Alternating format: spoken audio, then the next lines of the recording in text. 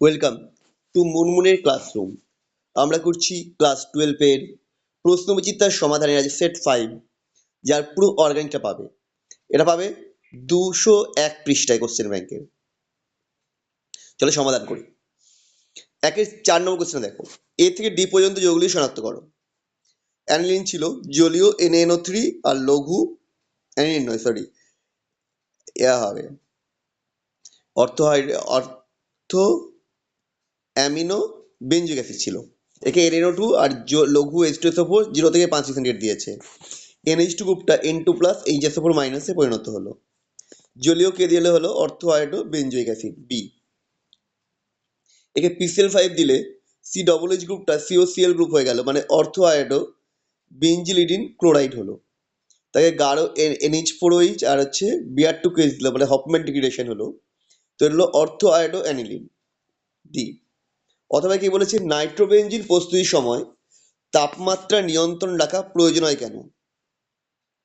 Nitrobenzene প্রস্তুতির সময় তাপমাত্রা নিয়ন্ত্রণ রাখা প্রয়োজন কারণ অধিক উষ্ণতা অর্থাৎ >60 ডিগ্রি হলে মেটা ডাইনাইট্রোবেনজিন উৎপন্ন হয়। মিথাইল অ্যামিন ও বেঞ্জেল অ্যামিনের মধ্যে কোনটা মৃদুক্ষারক ও কেন? মিথাইল অ্যামিন ও বেঞ্জেল অ্যামিনের মধ্যে বেঞ্জাইল অ্যামিন মৃদুক্ষারক, কারণ বেঞ্জাইল অ্যামিনে CH2 গ্রুপের সঙ্গে -I প্রভাবযুক্ত ফিনাইল গ্রুপ যুক্ত রয়েছে। তাই মিথাইল অ্যামিন অপেক্ষা বেঞ্জাইল অ্যামিনে NH2 গ্রুপের মানে নিঃসরণের জোরের বা ইলেকট্রন ঘনত্বের তুলনামূলকভাবে কম থাকে, অ্যাভেলেবিলিটি কম থাকে, ফলে নিঃসরণের জন্য দ্বারের প্রবণতাও হ্রাস পায়।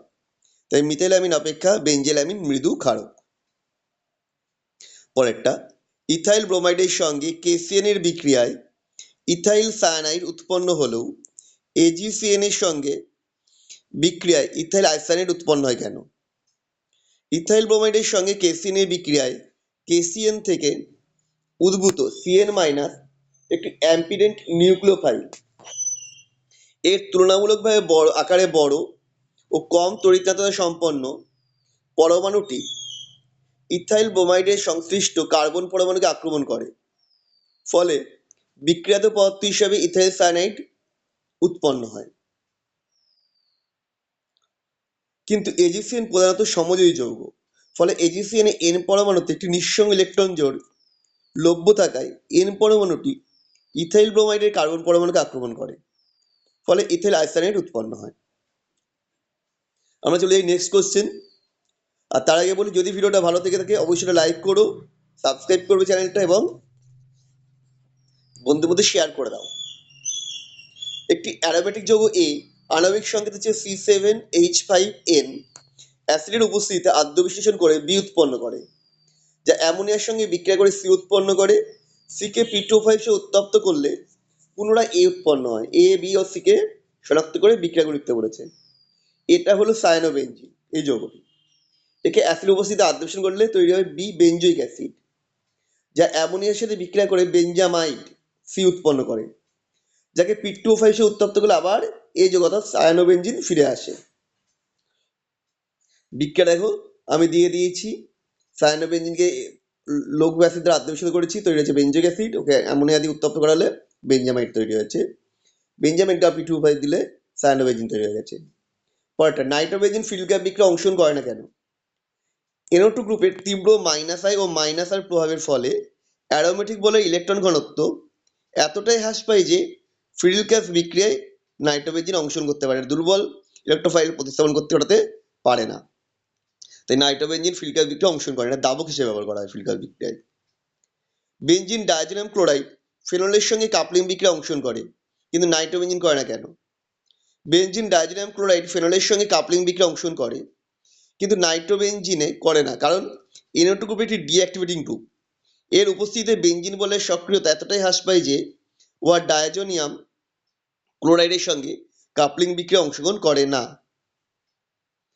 বিক্রিয়াতে যৌগগুলোর নাম লিখতে বলেছে। প্রথমটা হচ্ছে পি হাইড্রক্সি অ্যাজোবেনজিনের সোডিয়াম লবণ। পরেরটা, অ্যাসিটালডেহাইড অ্যালডল কন্ডিশন বিক্রিয়ায় অংশগ্রহণ করে, কিন্তু ট্রাই মিথাইল অ্যাসিটালডেহাইড করে না কেন?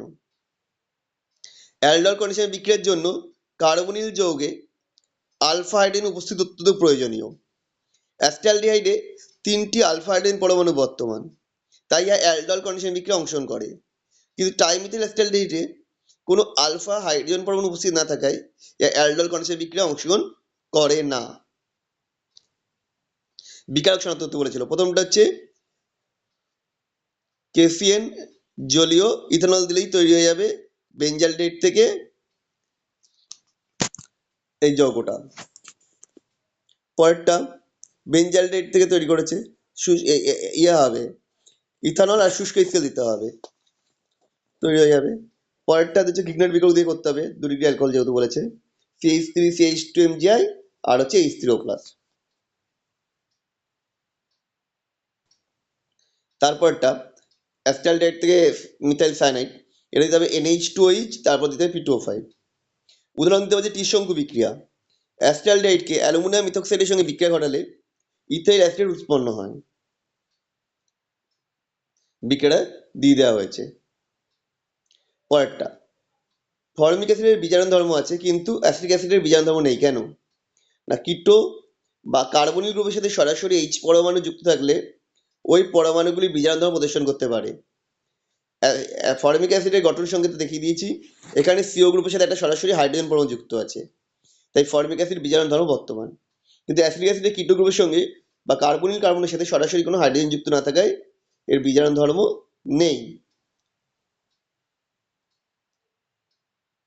অ্যাসিডোফেনন ও বেঞ্জোফেনের মধ্যে একটা বিক্রিয়ার সাথে পার্থক্য করতে বলেছে।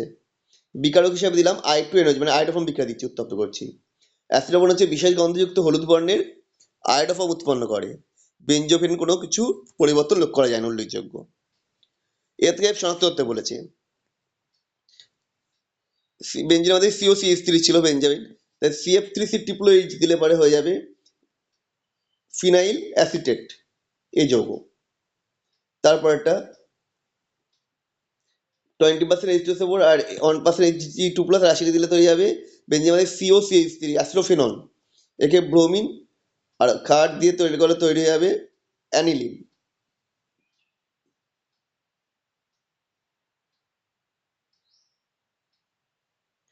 তারপরটা হচ্ছে স্যালিসাইলিক অ্যাসিডের সাথে ফেনল আর POCl3 তৈরি হয়ে যাবে স্যালল।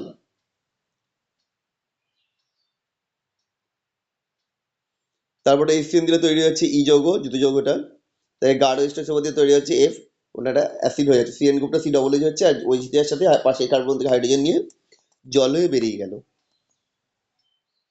আমাদের ভিডিও যদি কেমন লাগলো কমেন্ট করে জানিও। আবার দেখা হবে নেক্সট ভিডিওতে।